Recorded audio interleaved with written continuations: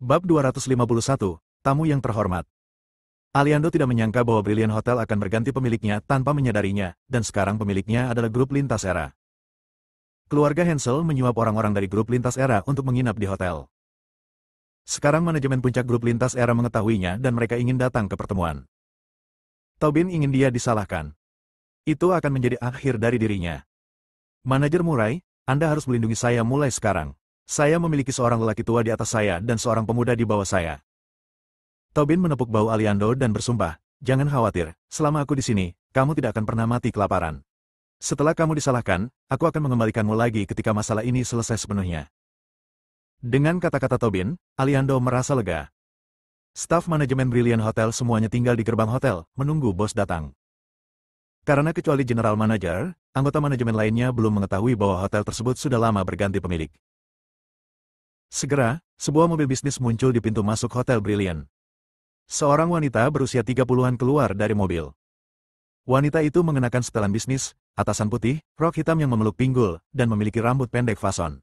Dia cukup cantik dan memiliki temperamen yang tegas dan tegas. Namanya Inara. Dia adalah manajer umum departemen hotel di Cross Era Group. Bu Inara.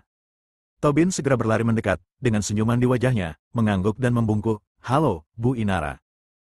Manajer hotel lainnya tampak bingung. Siapa wanita ini? Bukankah ini bosnya? Inara memandang semua orang dan mengingatkan, Tuan Silya kita akan datang nanti, jadi Anda tidak boleh gegabah. Ah, Tuan Silya, Tobin tertegun sejenak, lalu berseru, ya, itu Silya, ketua lintas generasi, Tuan Silya. Ya, Inara mengangguk. Apa yang terjadi? Apa Bu Inara, apa Tuan Silya? Bukankah pemilik hotel ini? Kapan dia terlibat dengan Tuan Silya dari Lintas Era? Mungkinkah Brilliant Hotel telah diakuisisi? Semua orang berbicara dengan pelan. Inara, sebaliknya, tidak berbicara dan berdiri menunggu di pintu hotel bersama Tobin. Julian berjalan mendekat untuk melihat situasinya dan melihat Inara. Dia tahu bahwa ini juga orang dari Lintas Era, tapi dia tidak berjalan mendekat, tetapi menunggu kedatangan Silya. Karena satu-satunya yang mengetahui identitasnya adalah Silya. Sekarang dia telah pergi ke sana, orang-orang ini tidak akan memperhatikannya, dan mereka bahkan akan diusir sebagai orang gila. Beberapa menit setelah Inara tiba, sebuah mobil bisnis biasa melaju, dan seorang wanita berpakaian putih buru-buru keluar dari mobil. Rambutnya sedikit berantakan, dan dia jelas-jelas keluar tanpa mengurusnya. Ini Silya yang datang dari rumah. Setelah Silya mengetahui tentang Brilliant Hotel dan kedatangan Julian, dia bergegas ke sana tanpa henti, bahkan tanpa sempat mandi. Kit, Tuan Silya Kit. Inara berbicara dengan hormat. Selamat malam, Tuan Silya. Yang lain juga berbicara. Silya tampak panik dan melihat sekeliling, tetapi tidak melihat orang yang ingin dia temui. Dia tidak bisa menahan diri untuk tidak bertanya, di mana Julian dan keluarga Hensel. Semua orang tercengang. Aliando mengira Silya selalu merepotkan keluarga Hensel. Ia juga berpendapat bahwa aliansi bisnis 5 provinsi telah berdiri. Dia berdiri dan mulai menguji, Tuan Silya, keluarga Hensel telah diusir oleh saya. Dia menceritakan semua yang terjadi secara rinci. Sejak keluarga Hensel tiba di Brilliant Hotel hingga kemunculan Michael, dia merasakan ada yang tidak beres, jadi dia menebus kesalahannya dan mengusir keluarga Hensel. Dia mengira Silya ada di sini untuk menimbulkan masalah dan mempertanyakan mengapa dia memberikan kamar kepada keluarga Hensel. Dia pertama kali mengatakan bahwa dia membeli kamar itu sendiri dan mengakui kesalahannya. Kemudian dia berkata bahwa dia akan memperbaiki kesalahannya. Wajah Silya tampak sangat muram. Dia berjalan mendekat, mengangkat tangannya dan menamparnya. Plas! Tamparannya terdengar jelas dan keras. Aliando tidak berani mengeluh, menundukkan kepalanya, dan meminta maaf, Tuan Silya, maaf, saya tidak tahu tentang keluarga Sawyer dan White sebelumnya. Seluruh kota telah melarang keluarga Hensel. Jika aku tahu, aku tidak akan berani membuka kamar untuk keluarga Hensel. Tobin sangat puas. Aliando adalah pria yang sangat tangguh dan mengambil semua tanggung jawabnya sendiri. Namun, Silya memarahi, Sawyer, apa itu keluarga White? Apa aliansi bisnis dari 5 provinsi? Keluarga Hensel adalah tamu terhormat. Keluarga Sawyer dan keluarga White telah memblokir keluarga Hensel. Lainnya takut, tapi aku Lintas Era tidak takut. Aliando tercengang mendengar teriakan itu. Tobin juga bingung. Beberapa detik kemudian, Tobin datang, menendang Aliando, dan mengumpat dengan marah, kamu bajingan, bagaimana aku memberitahumu untuk tidak mengabaikan keluarga Hensel? Bagaimana kamu melakukan sesuatu? Kamu sekarang telah dipecat. Baru kemudian Aliando bereaksi dan berteriak, Tuan Silya, saya tidak tahu. Di mana orang-orangnya, di mana keluarga Hensel, dan di mana Julian? Teriak Celia. Yang lain tidak tahu identitas Julian, tapi dia tahu. Tapi Julian baik padanya. Jika bukan karena Julian, dia akan tetap menjadi perampok makam yang ingin dikalahkan semua orang. Meskipun banyak orang besar sekarang menginginkan Julian mati. Namun, ahli seni bela diri dari 28 negara dan ratusan ribu pasukan yang mengejar Julian masih membiarkannya bertahan hidup. Di sini, di depan, Aliando, seperti anak kecil yang melakukan kesalahan, menunjuk beberapa ratus meter jauhnya dan berkata, mereka berada di depan sebelumnya, tapi sekarang, saya tidak tahu. Saat ini, Julian datang. Celia melihat Julian dan berjalan tepat waktu, dengan permintaan maaf di wajahnya. Fisher, saudara Fisher, saya minta maaf, ini adalah kelalaian saya. Saya pasti akan melakukan apapun yang Anda minta saya lakukan di masa depan. Julian menyerah sedikit dan berkata, lupakan, pergi dan jemput keluarga Hansel. Lebih baik jangan sampai hal seperti hari ini terjadi, jika tidak. Ya. Celia mengiyakan 3 kali berturut-turut. Saya akan segera pergi dan menyambut Anda secara pribadi. Julian berhenti dan berkata, kamu tidak harus pergi, kembali saja dan istirahat dan biarkan yang lain pergi. Celia memarahi, apa yang masih kamu lakukan dalam keadaan linglung? Cepat pergi.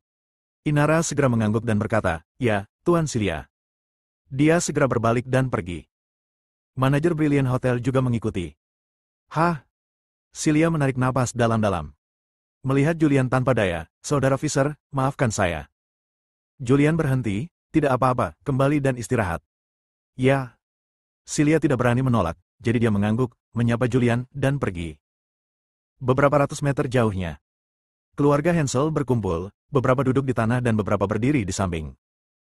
Julian, bisakah anak ini benar-benar menyelesaikan masalah ini? Jika ini tidak dapat diselesaikan, kita akan tidur di jalan hari ini. Buang-buang waktu saja. Lagi pula, aku tidak percaya anak ini. Sarah dan keluarganya semuanya orang jahat. Mereka hanya akan membawa bencana bagi keluarga Hansel. Ya, jika bukan karena Sarah, kami masih akan tinggal di villa besar ber-AC. Keluarga Hansel semuanya berbicara dengan tidak puas. Saat ini, Inara tiba bersama orang-orang dari Brilliant Hotel. Keluarga Hansel melihatnya pada saat bersamaan. Inara datang dengan permintaan maaf di wajahnya yang cantik dan berkata, Tuan Hansel, saya benar-benar minta maaf. Ini adalah kelalaian kami. Atas nama Brilliant Hotel dan atas nama Cross Thames Group, saya minta maaf kepada Anda.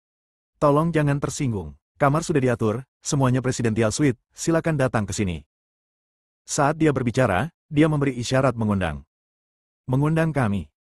Orang-orang yang mengikuti berbicara pada saat yang bersamaan. Semua orang di keluarga Hansel terkejut, dan mulut mereka membentuk huruf O. Bab 252, menuju keluarga Conti. Keluarga Hansel semuanya tercengang. Baru saja dia begitu sombong hingga mengusir orang. Mengapa sikapnya berubah dalam waktu singkat dan semua orang datang menyambutnya? Mungkinkah Julian benar-benar maju? Aliando datang, berdiri di depan Nicholas, dan menamparkan dirinya sendiri dengan keras. Tuan Hansel, maaf, ini semua salah saya.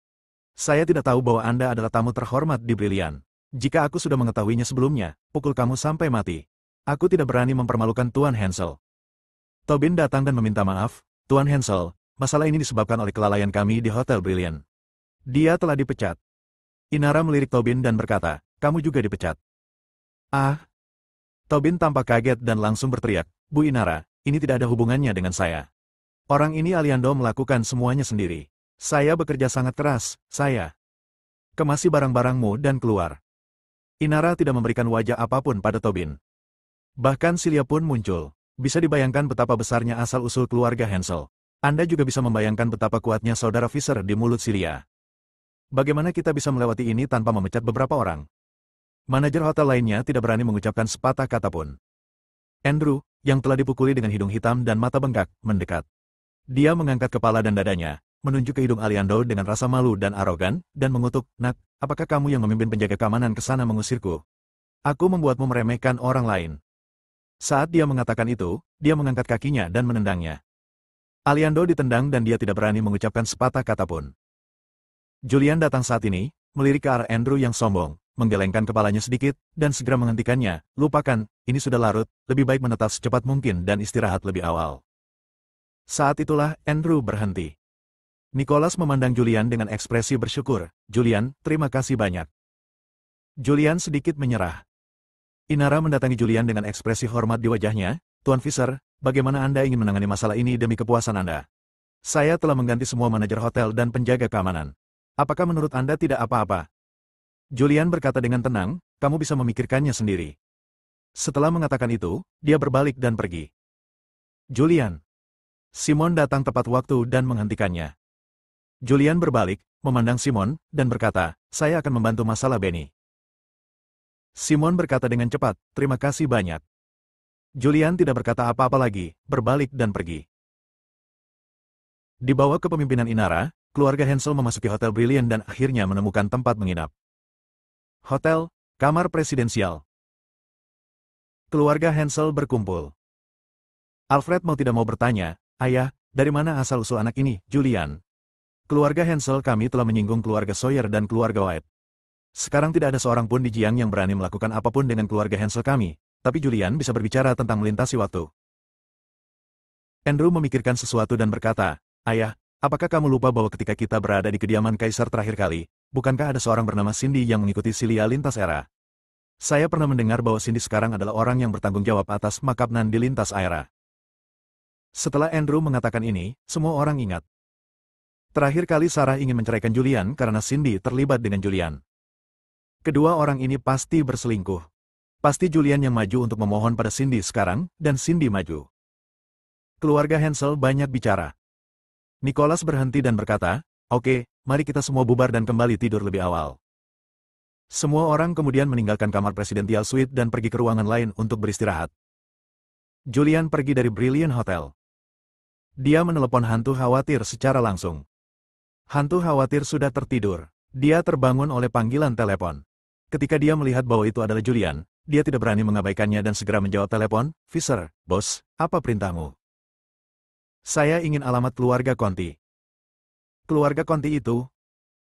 Keluarga Ashley Conti memiliki seorang putra bernama Michael. Oke, aku akan segera memeriksanya. Hantu khawatir menutup telepon dan segera menelepon markas besar untuk mengaktifkan jaringan intelijen. Segera saya mengetahui semua informasi tentang keluarga Conti. Dia mengirimkan semua informasi ini ke Julian. Julian berkendara menuju villa keluarga Conti. Ada sedikit kekacauan di sungai sekarang, dan semua kekuatan terlibat. Sulit menggunakan koneksi untuk menyelamatkan Benny, dan selain mengenal King Kotake, dia tidak mengenal pejabat lain. Sebagai panglima tentara kelima, King Kotake saat ini sedang duduk di tengah sungai. Dia diawasi oleh banyak orang. Jika dia melakukan kesalahan, dia mungkin dalam bahaya kehancuran. Hanya ada satu cara untuk menyelamatkan Benny sekarang. Yaitu siapa yang mengirimkannya dan siapa yang mengeluarkannya. Tidak lama kemudian, dia sampai di villa tempat keluarga Conti berada. Sekarang hampir jam 3 pagi. Namun, lampu di lantai 2 villa keluarga Conti masih menyala. Julian memarkir mobil dan mendekati dinding di luar villa. Dia meletakkan tangannya ke dinding dan menggunakan sedikit tenaga. Tubuhnya terbang dan melompat langsung ke dinding yang tingginya lebih dari 2 meter, lalu melompat ke dalam villa. Memanjat dinding ke lantai 2, kami sampai di balkon ruangan yang terang. Di dalam ruangan, hidung Michael tersumbat tisu, akibat pemukulan Benny yang meninggalkan banyak darah. Dia sedang dalam suasana hati yang baik hari ini. Setelah terlibat dengan keluarga Hansel, dia menyukai Andika dari keluarga White. Mulai sekarang, dengan perlindungan keluarga White, dia akan marah, begitu pula keluarga Conti. Oleh karena itu, dia secara khusus menghabiskan 1 juta untuk mencari bintang wanita lapis kedua. Spray sedang digulung di dalam ruangan. Ada tangisan yang menyayat hati. Julian datang ke balkon dan mendengar tangisan itu. Bahkan jika dia belum pernah mengalaminya, dia tahu apa yang sedang terjadi. Dia mengerutkan kening dan bergumam, ini sudah larut malam. Jika kamu tidak tidur, mengapa kamu harus berguling-guling di spray? Dia ingin menerobos, tapi dia merasa tidak pantas mengganggu kebaikan orang lain. Dia menunggu sekitar 10 menit. Ruangan menjadi sunyi. Dia kemudian membuka jendela dan masuk melalui jendela. Seorang wanita telanjang dengan sosok anggun sedang meringkuk di pelukan Michael. Dia mengusap tubuh Michael dengan jarinya dan berkata dengan ekspresi menawan di wajahnya, Tuan Muda Conti, Anda berjanji kepada saya bahwa Anda akan berinvestasi dalam sebuah drama dan biarkan saya menjadi pahlawan wanita. Haha, mudah untuk mengatakannya. Michael sedang dalam suasana hati yang baik dan tertawa, ketika saya sudah berkembang, ini tidak akan menjadi masalah. Saat ini, jendela terbuka dan seorang pria masuk. Wanita itu langsung menarik selimut untuk menutupi tubuhnya yang halus. Michael tertegun sejenak, lalu berteriak, Julian, kamu pecundang, kenapa kamu datang ke rumahku? Dia mengutuk sambil berguling dan bangkit untuk mengenakan pakaiannya. Begitu dia mengenakan celananya, Julian berjalan mendekat, sebuah jarum perak muncul di tangannya dan dimasukkan langsung ke dalam dirinya. Titik akupuntur disegel, dan Michael langsung kehilangan kemampuannya untuk bergerak. Wajahnya sedikit berubah. Kamu, apa yang kamu lakukan padaku? Julian memandang wanita yang meringkuk di bawah selimut dengan hanya kepalanya yang terbuka. Dia tidak bisa menahan diri untuk tidak menyentuh hidungnya dan bergumam dalam hatinya, para pemuda kaya ini benar-benar tahu cara bermain. Dia adalah seorang pria, dan pria yang kuat dalam hal itu. Ketika dia mendengar suara seperti itu di luar, dia pasti akan memikirkan fantasi liar. Dia memutuskan bahwa ketika dia kembali lagi nanti, dia akan memiliki hubungan romantis dengan Sarah. Bahkan jika Sarah tidak mau, dia akan memaksanya. Butuh waktu lama baginya untuk menahannya begitu lama. Dia membawa bangku dan duduk, memandang Michael yang tidak bisa bergerak, dan tersenyum ringan. Kamu harusnya tahu kenapa aku datang kepadamu, kan? Michael mengumpat dengan keras. Sampah, apa yang kamu lakukan padaku? Sudah kubilang, kamu sudah selesai. Aku akan menuntutmu karena membobol rumah pribadi. Kamu akan menghabiskan sisa hidupmu di penjara. Julian tersenyum tanpa ragu-ragu. Berdiri, lusinan jarum perak muncul di tangannya. Dia segera mengambil tindakan dan memasukkan jarum perak tersebut ke tubuh Michael. Anda. Ekspresi Michael berubah saat dia merasakan perubahan pada tubuhnya. Julian mencabut jarumnya dan membuangnya ke tempat sampah di samping. Jangan pernah menyentuh seorang wanita lagi seumur hidupmu. Setelah mengatakan itu, dia berbalik dan pergi. Setelah Julian pergi, Michael segera melepas celananya. Ah! Dia meraung sambil menatap bintang kecil yang masih meringkuk di tempat tidur. Bab 253, Keluarga Conti berkompromi. Little Star dengan cepat berbalik dan memanjat, melihat ke tempat Michael menyusut. Dia langsung terkejut. Tadinya besar sekali, kenapa sekarang kecil sekali? Dia mulai menggunakan seluruh kekuatannya. Tapi dia menggunakan tangan, mulut, dadanya. Segala cara telah digunakan, tetapi masih belum ada tanggapan. Aku lesu, apa yang harus aku lakukan, apa yang harus aku lakukan? Michael berteriak dengan cemas. Saat ini, Julian sudah pergi ke kamar Ashley. Ashley sudah tertidur. Ketika dia mendengar seseorang masuk melalui jendela, dia tiba-tiba terbangun, segera menyalakan lampu, mengeluarkan belati dari samping tempat tidur, dan berteriak, "Siapa?" "Suamiku, ada apa? Ada apa sebenarnya keributan ini?" Ingat dalam 1 detik. Ada seorang wanita cantik tergeletak di sampingnya, dengan ekspresi keluhan di wajahnya. Dia segera melihat ke arah Julian mendekat dan berteriak. "Ah!" Julian berjalan mendekat, menepikan bangku dan duduk. "Julian, kamu benar-benar pecundang, kenapa kamu datang ke rumahku?" Ketika Ashley melihat orang itu datang, dia sangat marah dan mengeluarkan ponselnya untuk memanggil polisi. Julian menyalakan sebatang rokok dan berkata dengan acuh tak acuh, "Ashley, saya menyarankan Anda untuk tidak bertindak gegabah, jika tidak, Anda sendiri yang akan menanggung akibatnya." Melihat Julian percaya diri, Ashley mulai bergumam di dalam hatinya, mengapa anak ini ada di sini larut malam? Mungkinkah dia ada di sini untuk keluarga Hansel? Dia menatap Julian dan berkata dengan dingin, "Julian, apa yang kamu lakukan di sini?" Julian mengeluarkan ponselnya, melihat informasi keluarga Conti yang dikirim oleh hantu khawatir, dan membaca, setahun yang lalu, Michael membuat seorang mahasiswi hamil dan mendorongnya turun dari lantai 8, membunuh 1 dan 2. Di pada akhirnya, keluarga Conti mengatakan bahwa mahasiswa tersebut bunuh diri. 3 tahun lalu, Ashley memberikan uang tunai $180.000 kepada penanggung jawab sebuah proyek di daerah perkotaan. 5 tahun lalu, terjadi kebakaran di pabrik pengolahan keluarga Conti, dan 3 orang tewas terbakar. Pada akhirnya, cukup. Ashley berteriak keras, menghentikan Julian, dan bertanya dengan wajah tegas, "Julian, apa yang kamu inginkan?" Ashley cemas. Dia tidak tahu bagaimana Julian mengetahui hal ini. Jika hal ini terungkap, keluarga Conti akan hancur. Julian berkata dengan tenang, "Saya mendengar bahwa keluarga Conti mengincar keluarga Hansel dan memukuli Benny sampai dia tidak bisa mengurus dirinya sendiri dan mengirimnya ke kantor polisi." "Benar saja, saya datang ke sini untuk Benny." Wajah Ashley pucat dan sangat jelek. Julian berdiri dan berkata, "Segera pergi ke kantor polisi, kirim orang tersebut ke rumah sakit untuk perawatan, lalu pergi ke Hotel Brilliant untuk memberitahu keluarga Hansel. Jika tidak dikirimkan kepada Anda besok pagi, Anda dapat berpikir tentang konsekuensinya." Julian berbalik dan pergi. Setelah dia pergi, Ashley juga mulai berpikir. Dia segera mengeluarkan telepon, "Direktur Bowell, mari kita lupakan Benny. Juga, bantu saya mengirim dia ke rumah sakit, dan kemudian pergi ke Hotel Brilliant untuk memberitahu keluarga Hansel." Setelah mempertimbangkan pro dan kontra, Ashley memilih untuk melakukannya. Hal ini mungkin menyinggung keluarga Sawyer dan White. Namun dua keluarga besar ini mungkin tidak mempermalukannya. Jika dia tidak melakukan apa yang dikatakan Julian, keluarga Conti akan benar-benar hancur, dan mereka bahkan tidak memiliki kesempatan untuk berbalik. Julian berlari sepanjang malam, dan ketika dia kembali ke rumah Hansel, waktu sudah lewat jam 3 pagi, hampir jam 4. Sejak dia pergi, Sarah sudah bangun dan menunggu di kamar. Sampai Julian kembali. "Suamiku, kamu akhirnya kembali. Bagaimana? Apakah masalahnya sudah terselesaikan?"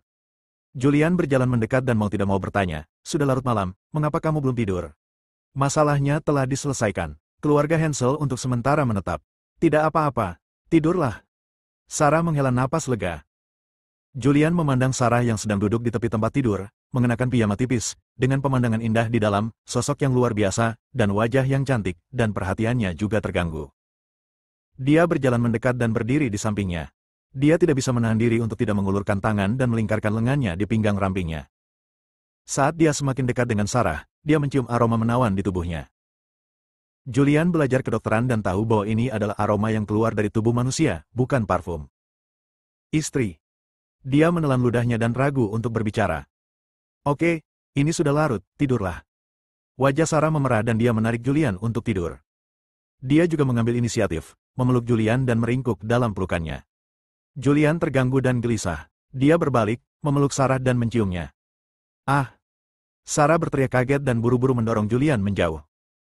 Julian menjilat bibirnya, dengan senyuman di wajahnya seolah-olah dia telah berhasil dalam konspirasinya. Dia awalnya ingin berhubungan seks secara paksa dengan Sarah dan istrinya. Setelah memikirkannya, saya memutuskan untuk melupakannya dan menunggu sampai semuanya beres dan mengadakan pernikahan dengannya sebelum berhubungan S3 kilodetik dengannya. "Tidak apa-apa, tidurlah." Julian terkekeh, dia puas jika bisa dicium. Dia memeluk Sarah dan menutup matanya. Sarah tersipu, melihat orang di sebelah bantalnya, dia tidak bisa menahan cemberut, dengan senyum bahagia di wajahnya. Malam berlalu dengan tenang. Hari berikutnya, Julian tidur sampai tengah hari sebelum bangun. Ketika dia bangun, ada orang lain di rumah. Nicholas, Alfred, Simon, ditambah Anton. Adapun 3 generasi keluarga Hansel, tidak ada satupun yang datang. Julian menguap dan keluar kamar. Ketika dia melihat orang-orang di ruangan itu, dia terkejut dan berteriak, "Kakek, paman, paman kedua." Nicholas berbalik dan berteriak, "Julian." Simon juga berdiri tepat waktu dan berkata dengan wajah bersyukur, "Julian, terima kasih banyak atas apa yang terjadi tadi malam. Jika kamu tidak melapor, Benny akan tetap menderita di kantor polisi." Julian menguap dan berkata sambil tersenyum, "Apa hubungannya ini dengan saya? Saya baru saja menelepon Cindy, orang di lintas era, dan Cindy menyelesaikannya." Leona tampak tidak puas. Dia tidak puas dengan bantuan Julian untuk Nicholas dan lainnya. "Saya pikir Cindy lah yang maju untuk menyelesaikan masalah ini. Itu dia keluarga Smiths." Dia juga mengangkat kepalanya, dengan ekspresi bangga di wajahnya, "Itulah energi keluarga Smithsku. Kamu tidak dapat membayangkannya. Keluarga Hansel dalam masalah dan tidak ada yang membantu. Pada akhirnya, kita harus mengandalkan pada keluarga Smiths kami." Julian berjalan mendekat dan bertanya, "Ngomong-ngomong, kenapa kamu ada di sini? Apakah ada yang salah?" Nicholas menghela nafas. "Saya memikirkannya tadi malam dan merasa bahwa ini bukanlah pilihan untuk terus seperti ini. Jadi saya datang hari ini untuk membahasnya dan melihat apakah kami dapat menemukan cara untuk bertahan dari krisis keluarga ini. Kami tidak ingin kaya dan berkuasa, setidaknya kita bisa. Saya tidak perlu khawatir tentang makanan dan pakaian dan bisa menjalani kehidupan yang damai." Impian Nicholas hancur. Impiannya adalah memimpin keluarga Hansel menjadi keluarga kaya dan keluarga yang benar-benar besar. Namun setelah kerja keras selama puluhan tahun, semuanya sia-sia. Sekarang dia tidak memiliki tuntutan atau harapan yang berlebihan. Ia hanya berharap keluarga Hansel dapat berlindung dari angin dan hujan, keluar mencari pekerjaan, serta memiliki cukup makanan dan sandang. Pada saat ini, Nicholas seperti harimau ompong, tidak lagi mendominasi seperti sebelumnya. "Kalau begitu kamu diskusikan." Julian melihat ke arah Sarah di samping dan berkata kepada Sarah, "Sayang, aku akan bekerja. Jika ada yang harus kamu lakukan, telepon aku." Sarah mengangguk. Julian menemukan alasan dan keluar. Setelah meninggalkan keluarga Hansel, dia pergi ke klinik Fana untuk menemui Selena, yang namanya telah diubah. Dalam perjalanan ke sana, dia mengeluarkan ponselnya dan menelepon hantu khawatir. "Bos Fisher, berikan perintahmu." Hantu khawatir sangat berpengetahuan dan langsung menelepon Bos Julian. "Tahukah Anda bahwa ada seorang dokter bernama Raja Pengobatan di Daxia? Ngomong-ngomong, nama panggilannya adalah Raja Dokter." Morgan tertegun sejenak, lalu mengerutkan kening dan menjawab, "Bos, orang yang Anda bicarakan bukan dari Daxia, tapi dari Korea." Orang ini adalah dokter ajaib terkenal di Korea, dan dia memiliki keterampilan medis yang sangat tinggi. 5 tahun yang lalu, ketika saya pergi ke Goryeo, saya bertemu dengannya sekali dan bertukar kata sederhana. Meskipun pria ini lahir di Goryeo, dia sangat ahli dalam pengobatan Tiongkok. Morgan berhenti sejenak dan berkata, di Korea, ini tidak disebut pengobatan Tiongkok, tetapi pengobatan Korea. Pengobatan Korea dulunya adalah salah satu cabang pengobatan Tiongkok, tetapi Raja Dokter mengatakan bahwa pengobatan Tiongkok meniru pengobatan Korea, dan pengobatan Korea adalah pengobatannya yang ortodoks. Morgan menjelaskan secara singkat masalah tersebut. Julian berkata dengan sungguh-sungguh, saya memerlukan semua informasi tentang orang ini. Bos, bukankah Anda mempersulit saya? Jaringan intelijen saya tidak dapat menemukan apapun tentang negara asing. Kamu memikirkan cara dan memberikannya kepadaku sebelum gelap. Setelah Julian selesai berbicara, dia langsung menutup telepon. Bab 254, Umpan Julian. Morgan diancam oleh Julian dan dipaksa berkompromi. Sekarang saya hanya bisa mendengarkan Julian. Julian menginginkan informasi tentang Raja Medis, jadi dia harus menggunakan semua sumber dayanya untuk menyelidiki dan mencoba yang terbaik untuk mengirimkan informasi rinci Raja Medis kepada Julian sebelum gelap. Setelah menelepon, Julian pergi ke klinik Fana. Selena mengubah namanya menjadi Selena. Sekarang dia adalah sepupu jauh Julian. Selena sedang duduk di kursi, memegang dagu di tangannya, menatap pintu dengan bingung. Ketika Julian datang, dia langsung bereaksi, buru-buru berdiri, dengan senyuman di wajah cantiknya, dan berseru dengan manis, Saudara Fisher. Saat ini, dia tampak seperti gadis tetangga dan tidak ada hubungannya dengan pembunuh yang kejam. Julian berjalan mendekat, duduk di samping, dan bertanya, bagaimana lukanya? Selena tersenyum dan berkata, cedera ini bukan apa-apa. Ketika saya melakukan misi di masa lalu, banyak angin kencang dan ombak menerpa saya. Saya pulih dengan sangat baik. Saya akan pulih sepenuhnya dalam beberapa hari. Julian mengangguk dan berkata, sembuhkan lukamu secepat mungkin. Situasi di Jiangzhou selanjutnya akan sangat kacau. Aku khawatir musuh akan melompati tembok dan menyerang istriku. Aku ingin kamu melindungi istriku di rahasia. Julian tahu bahwa sejak dia mengundurkan diri, mungkin ketika dia mengajukan permohonan pengunduran dirinya dan kembali ke Jiangzhou, seseorang telah merencanakan secara diam-diam. Saat ini, yang menargetkan keluarga Hensel hanyalah Kamar Dagang 4 Laut dan Aliansi 5 Provinsi. Pihak-pihak besar yang sebenarnya belum mengambil tindakan dan belum muncul. Dia harus membuat pengaturan terlebih dahulu untuk melindungi keselamatan Sarah. Dia juga khawatir Selena saja tidak akan cukup. Meskipun Selena kuat, dia hanyalah satu dari 3 pembunuh tingkat SSS di Istana Hitam.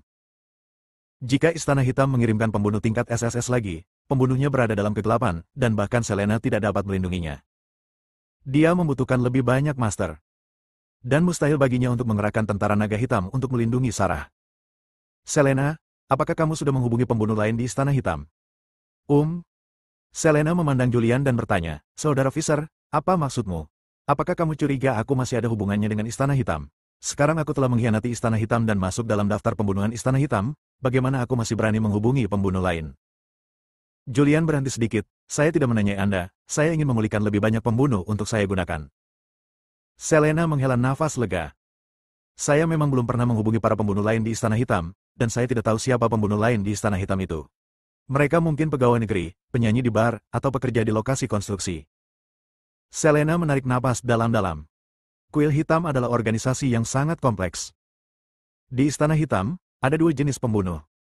Julian juga menjadi tertarik, mari kita bicara dan mendengarkan. Selena berkata, salah satu jenisnya adalah para pembunuh yang dilatih oleh Istana Hitam itu sendiri. Istana Hitam mencari beberapa anak yatim piatu dari seluruh dunia dan melatih mereka untuk saling membunuh sejak mereka masih muda. Jika mereka bertahan sampai akhir, mereka bisa makan dan bertahan hidup. Dengan cara ini pembunuh yang kami latih itu kejam. Pilihan lainnya adalah menyewa seorang pembunuh. Identitas pembunuh semacam ini tidak diketahui. Mereka hanya muncul saat Istana Hitam membutuhkannya. Istana Hitam mengambil alih tugas dan mengirimkannya. Istana Hitam mengambil komisi 20%. Julian mengangguk sedikit, menatap Selena, dan bertanya, kamu termasuk tipe yang mana? Pertama. Selena tampak murung dan berkata, sejak yang saya ingat, yang saya hadapi adalah darah. Saya telah dikurung di dalam sangkar sejak saya masih kecil, berkelahi dengan anjing ganas, berkelahi dengan serigala liar. Selena berbicara tentang pengalamannya sendiri. Masa kecilnya menyedihkan. Dia sudah lama ingin meninggalkan Istana Hitam, tapi dia tidak berani. Karena dia tahu betapa kuatnya Istana Hitam. Begitu seorang pembunuh ingin pensiun, kematianlah yang menantinya. Julian berpikir. Segera dia berkata, sekarang Istana Hitam sudah mulai memburumu. Jika kamu muncul, apakah orang-orang dari Istana Hitam akan muncul? Selena melirik Julian dan bertanya, saudara Fisher berencana menggunakan saya sebagai umpan. Julian mengangguk. Aku membutuhkan lebih banyak master sekarang. Kamu adalah pembunuh level SSS di Istana Hitam. Sekarang Istana Hitam sedang memburumu. Selama kamu muncul, maka orang yang muncul untuk membunuhmu pasti akan menjadi level SSS pembunuh. Selama ada pembunuh tingkat SSS, jika pembunuhnya berani muncul, saya akan pastikan dia tidak pernah kembali. Selena segera mengangguk, jika Anda membutuhkan saya untuk melakukan sesuatu, tanyakan saja pada saudara Fisher. Julian berhenti sebentar dan berkata, aku hanya ingin mendiskusikannya denganmu dulu. Ini berbahaya, kamu harus menyembuhkan lukamu sekarang. Setelah lukanya pulih dan Kevin keluar dari rumah sakit, kita akan membahas tindakan detailnya rencana. Ya. Selena mengangguk. Julian pergi setelah berdiskusi dengan Selena. Dia bangkit dan bergegas, tapi dia belum makan. Dia berkendara menuju kota, menemukan restoran mie yang bisnisnya cukup bagus, dan memesan semangkuk mie daging kambing. Bisnis tokonya sangat bagus, dan hampir selusin meja penuh. Julian menemukan satu-satunya meja kosong dan duduk. Setelah memesan semangkuk mie, dia dengan sabar menunggu mie keluar dari dapur. Saat ini, seorang wanita mengenakan gaun hitam slim fit, rambut hitam panjang, dan kacamata hitam datang. Dia melihat sekeliling dan melihat hampir semua meja di restoran itu penuh dengan orang, hanya meja tempat Julian duduk yang memiliki kursi kosong. Dia berjalan mendekat, tersenyum tipis pada Julian, dan duduk di seberangnya. Dia berbalik dan berkata kepada pelayan yang datang, mari kita makan mie daging kambing untuk satu malam. Jika ingin mangkuk besar, tambahkan daging kambing dan mie. Julian tidak memperhatikan orang yang duduk di seberangnya, dan bahkan tidak melihat ke atas. Dia sedang memainkan Plants vs. Zombies di ponselnya. Setelah Priscilla menelepon penggemarnya, dia melihat sekeliling seolah dia ingin tahu tentang segalanya. Akhirnya, matanya tertuju pada Julian. Melihat dia sangat serius, dia tidak bisa menahan diri untuk tidak bertanya, Paman, untuk apa kamu bermain? Julian mengangkat kepalanya dan melirik. Dia berkata dengan tenang, apakah saya setua itu? Umur saya baru 27. Priscilla, yang mengenakan gaun hitam dan kacamata hitam, menjulurkan lidah sambil bercanda, 27 belum tua. Julian memandangnya. Meskipun dia sedang duduk, Julian tahu bahwa tingginya sekitar 1,7 meter. Dia memiliki sosok yang bagus, gaunnya ramping, dan dadanya membuncit. Dia memakai kacamata hitam besar, menutupi separuh wajahnya. Tapi terlihat bahwa dia memiliki kulit yang cerah dan fitur wajah yang indah. Julian meliriknya, lalu mengalihkan pandangannya dan melanjutkan permainan. Priscilla melepas kacamata hitamnya, memperlihatkan wajahnya yang lembut.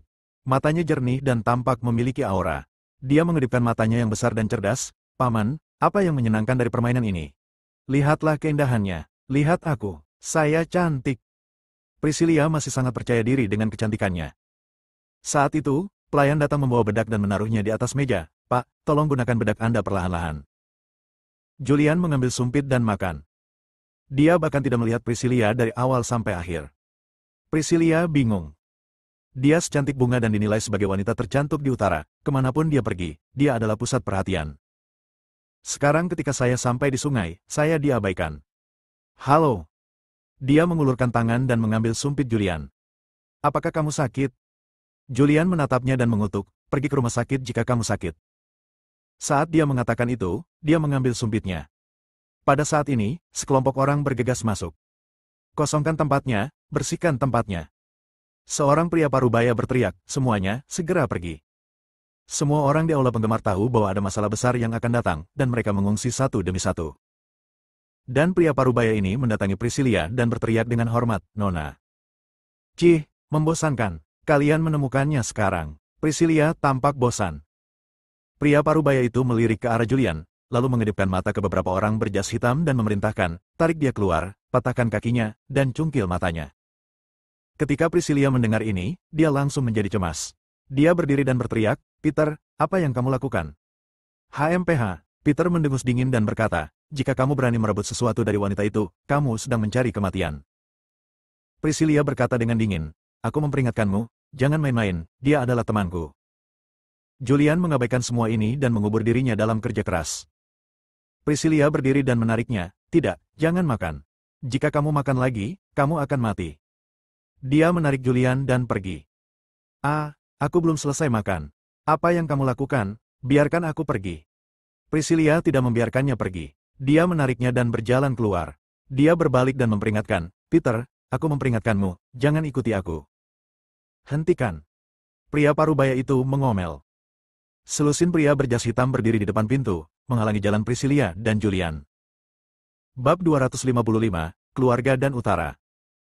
Julian melihat ke-20 orang berjas hitam yang berdiri di depannya.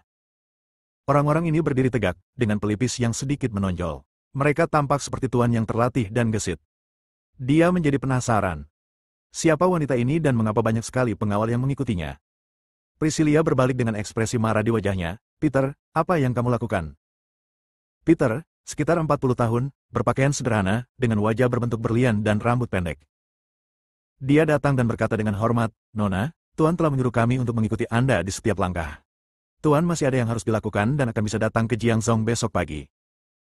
Aku bukan anak kecil lagi, bisakah kamu berhenti mengirim orang untuk mengikutiku sepanjang waktu? Dengan ekspresi tidak puas di wajahnya, Priscilia menarik Julian dan memaksa keluar, meninju dan menendang pengawal di pintu. Para pengawal ini tidak berani melawan sama sekali. Peter juga tidak berdaya. Dia memerintahkan, ikuti. Ya. Sekelompok pengawal mengikuti. Julian dibawa secara paksa dan ditarik ke pusat perbelanjaan. Pusat perbelanjaan, tempat istirahat. Priscilia menepuk dadanya dan bergumam dengan rasa takut yang masih ada, akhirnya bisa menyingkirkannya. Saat dia mengatakan itu, dia melihat ke arah Julian, mengeluarkan dompetnya, mengeluarkan beberapa ratus lembar uang dan menyerahkannya, sambil berkata, saya mengganggu Anda dari makan kipas angin, dan ini sebagai kompensasi Anda. Julian mengambilnya dan berkata, terima kasih. Dia berbalik dan pergi. Priscilia, sebaliknya, seperti seekor burung gereja yang melarikan diri dari sangkar burung dan menjadi bahagia. Begitu dia berbalik untuk pergi, dia merasa pusing, jatuh ke tanah, menjerit, dan pingsan. Julian mendengar gerakan di belakangnya dan berbalik untuk melihat. Ketika dia menemukan Priscilia telah jatuh ke tanah, dia tidak bisa menahan cemberut, berjalan mendekat, berjongkok, dan mendorongnya dengan lembut. Hei, apa kabar? Dia melihat ada yang tidak beres dengan wajah Priscilia. Wajahnya pucat, rambutnya langsung basah, dan butiran kabut muncul di alisnya. Dia mengerutkan kening. Dia mengulurkan tangan untuk memeriksa denyut nadinya. Es yang bagus. Tangan Julian sepertinya menyentuh es batu, menyentuh denyut nadi Priscilia, dan dia tidak bisa menahan cemberut. Pada saat ini, suara langkah kaki yang berantakan terdengar. Peter bergegas membawa lusinan pengawal. Sebelum ada yang datang, dia berteriak dengan keras, tidak, jangan sentuh Nona. Dia berjalan cepat dan memerintahkan, cepat, kirim wanita itu ke rumah sakit secepatnya. Julian mengerutkan kening dan berkata, dia seharusnya tidak bisa memaksa untuk pergi ke rumah sakit seperti ini. Mendengar ini, Peter segera mengeluarkan pil dan hendak memberikannya kepada Priscilia.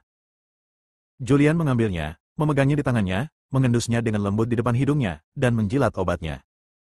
Dia merasa seperti sedang menjilat besi panas membara, dan lidahnya terbakar. Apa? Peter memarahi dan mengambil obatnya, hendak memberikannya kepada Priscilia. Julian berkata dengan tenang, energi api dari obat ini terlalu kuat.